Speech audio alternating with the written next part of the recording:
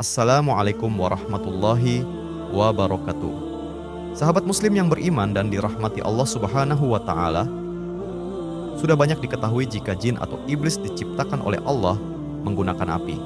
Hal ini sesuai dengan firman-Nya. Apakah yang menghalangimu untuk bersujud kepada Adam saatku memerintahmu? Lalu iblis pun menjawab, sesungguhnya aku lebih baik dari dia ya Allah. Aku engkau ciptakan dari api dan dia engkau ciptakan dari tanah. Quran Surah Al-A'raf ayat 12. Allah Subhanahu wa ta'ala menciptakan jin sebelum Nabi Adam dari api yang sangat panas. Sesungguhnya Allah akan mengazab iblis dan orang-orang yang bersamanya dengan api neraka, sebagaimana dalam firman-Nya, sesungguhnya aku pasti akan memenuhi neraka jahanam dengan jenis kamu dan orang-orang yang mengikuti kamu di antara mereka semuanya. Quran Surat Syod ayat 85.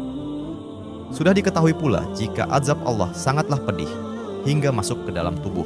Dengan hal ini, maka akan membedakan antara tabiat jasad dengan bahan yang digunakan untuk mengazab.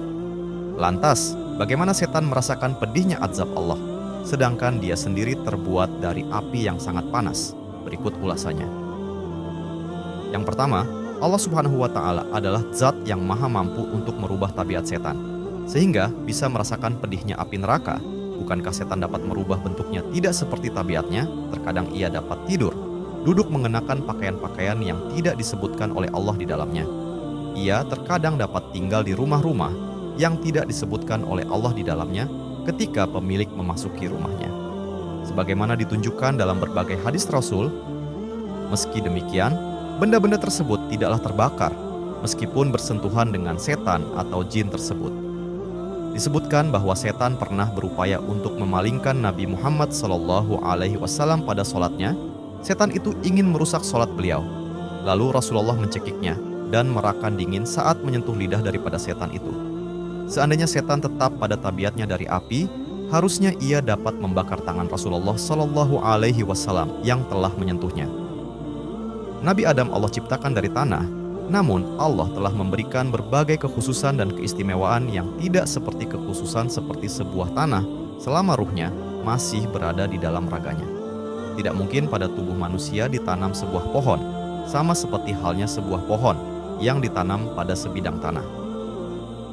Yang kedua, bisa saja Allah menciptakannya dari jenis api daripada yang lainnya lebih kuat dari api yang digunakan untuk menciptakan iblis, sehingga ia dapat merasakan azab api tersebut apabila dirinya dimasukkan ke dalamnya. Api itu sendiri memiliki tingkatan yang sebagiannya lebih panas dari sebagiannya. Yang ketiga, tidak semua azab yang ada di neraka berupa api yang membakar tubuh dan memberikan kepedihan kepadanya. Namun, ada juga beberapa azab berupa ular-ular, kalajengking, cambuk dari besi yang dipukulkan kepada tubuh mereka yang diazab. Di dalamnya juga terdapat rantai-rantai yang amat panjang, serta belenggu dari pohon zakum. Allah Subhanahu wa ta'ala berfirman, sesungguhnya pohon zakum itu ialah makanan bagi mereka yang banyak dosa. Ia terdiri dari kotoran minyak yang mendidih di dalam perut, seperti mendidihnya air yang sangat amat panas. Quran Surat Al-Dukhan ayat 43-46. Sesungguhnya dia adalah sebatang pohon yang keluar dan dasar neraka yang menyala. Mayangnya seperti kepala saitan-saitan, maka sesungguhnya memang benar jika mereka makan dari pohon itu, maka mereka semua memenuhi perutnya dengan sebuah zakum itu. Quran Surat As-Saffat ayat 64-66. Mereka tidak mendapat makanan selain dari pohon yang berduri yang tidak menggemukkan dan tidak pula menghilangkan rasa lapar. Quran Surat As-Saffat ayat 6-7. Jadi dapat kita ketahui bahwasanya azab yang Allah berikan kepada iblis dan orang-orang yang mengikutinya sangat bermacam-macam, sehingga boleh saja bagi Allah Subhanahu wa ta'ala untuk menimpakan dari macam-macam itu kepada iblis untuk mengazabnya. Karena aturan-aturan yang berlaku di akhirat berbeda dengan aturan-aturan yang berlaku di dunia. Dan apabila Allah memutuskan untuk mengazab syaitan, maka azab itu akan menimpa mereka sesuai dengan cara yang diinginkannya. Bagi mereka yang tertipu oleh syaitan, maka Allah akan menempatkannya di neraka jahanam. Tidak akan ada tempat lain bagi mereka kecuali neraka jahanam. Mereka yang tertipu itu tempatnya di neraka jahanam, karena orang-orang yang tertipu itu telah memenuhi keinginan syaitan, telah sesat dari Allah, maka buka amalannya telah dipenuhi oleh dosa dan maksiat. Oleh karena itu, tempat yang pantas untuk mereka adalah neraka jahanam. Mereka tidak dapat keluar daripadanya karena tidak memiliki sesuatu kebaikan dan amal yang dapat membebaskannya dari jerat api neraka jahanam. Sesungguhnya setan itu adalah musuh bagimu, maka anggaplah ia musuhmu, karena sesungguhnya mereka hanya mengajak golongan-golongannya agar menjadi penghuni api neraka yang menyala-nyala. Quran Surat Al-Fadr ayat 6. Dari ayat di atas telah ditegaskan bahwa Saitan beserta pengikutnya adalah musuh bagi manusia. Jika tidak ingin celaka, maka jangan pernah anggap mereka sebagai kawan. Allah Subhanahu wa Ta'ala berfirman, "Sesungguhnya Saitan itu adalah musuh bagimu." Sebutan Saitan dimaksudkan dari golongan jin yang kafir, iblis yang berada pada golongan jin. Quran Surat Al-Kahfi ayat 50. Diceritakan juga dalam beberapa ayat di dalam Al-Quran bahwa yang menggelincirkan Nabi Adam dan Siti Hawa dari surga adalah Saitan. Selain dari golongan jin, Saitan ada juga yang dari golongan manusia. Semuanya memiliki karakter yang sama, sesat dan menyesatkan, kafir, dan menjerumuskan manusia kepada kekufuran.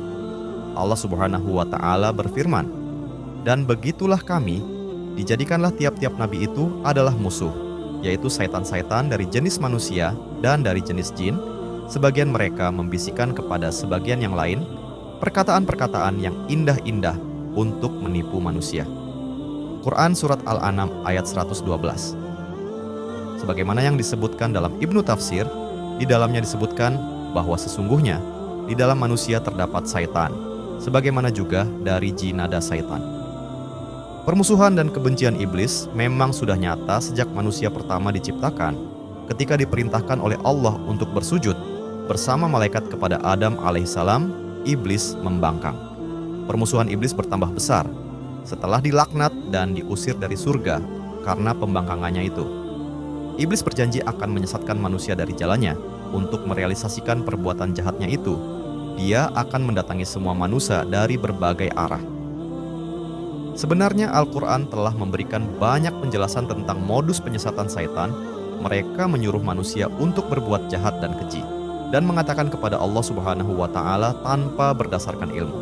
Saitan juga menghiasi perbuatan buruk dan sesat hingga seolah-olah terlihat benar dan bagus oleh pelakunya. Semua itu menunjukkan secara jelas jika Saitan adalah musuh bagi manusia. Karena Saitan merupakan musuh dari kalian, maka fataqidu aduan, maka anggaplah ia sebagai musuhmu, sebagaimana layaknya musuh. Dengan begitu, maka yang diinginkan Saitan tidak akan pernah tercapai. Allah Subhanahu wa Ta'ala berfirman, "Patutkah kamu mengambil dia atau iblis dan turunan-turunannya sebagai pemimpin selain daripadaku, sedangkan mereka adalah musuhmu? Amat buruklah mereka itu sebagai pengganti Allah bagi orang-orang yang zalim." Quran Surat Al-Kahfi ayat 50. Sebagai musuh manusia, langkah-langkah Saitan tidak boleh diikuti, sebab apa yang diperintahkan Saitan kepada manusia hanyalah perbuatan keji dan mungkar, yang pada akhirnya akan mencelakakan dirinya sendiri. Sama halnya yang dialami oleh Nabi Adam alaihissalam harus dijadikan sebagai pembelajaran penting bagi setiap manusia. Pada waktu itu, iblis menipu Nabi alaihissalam bahwa dia adalah sahabat yang memberikan dia nasihat.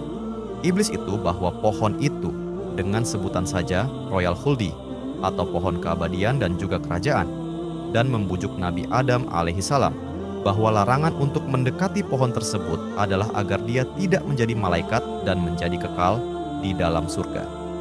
Untuk meyakinkan, iblis bersumpah seraya berkata, "Sesungguhnya saya adalah yang memberi nasihat kepada kamu berdua." Quran Surat Al-A'raf ayat 20. Tanpa Nabi Adam ketahui bahwa semua yang dia katakan adalah dusta dan tipu dayanya, dan setelah nasihat itu diterima, akhirnya berujung pada penyesalan.